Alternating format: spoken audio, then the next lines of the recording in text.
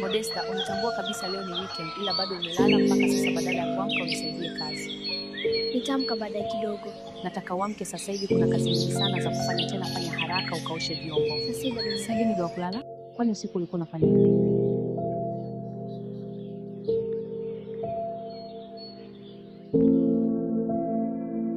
Leo niende kwa shule. Wiki sasa sijakutana.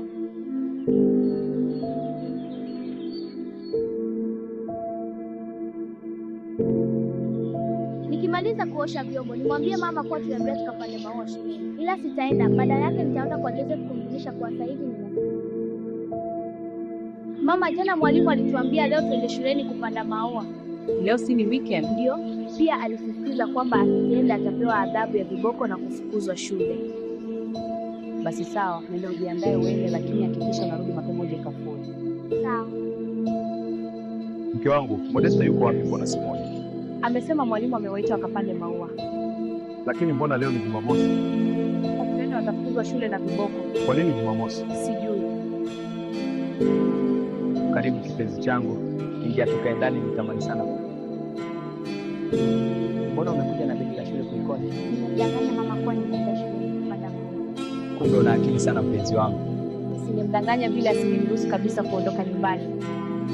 Basi kama nipe jitahidi kumdanganya kila weekend. Nikimdanganya mara nyingi atakuwa kuna semina na sio shuleni. Joseph, nikwambie kitu? Ndio, niambie mpenzi, niko tayari kukusikiliza. Usasini na simu, kwa hiyo tutaweza kuwasiliana kwa urahisi. Umepata wapi simu? Yule mjomba wangu aliyepo mjini ndiye akanipigia. Kumbe mjomba wako anakupenda sana. Okay, simefurahi sasa. Mimi nataka niondoke.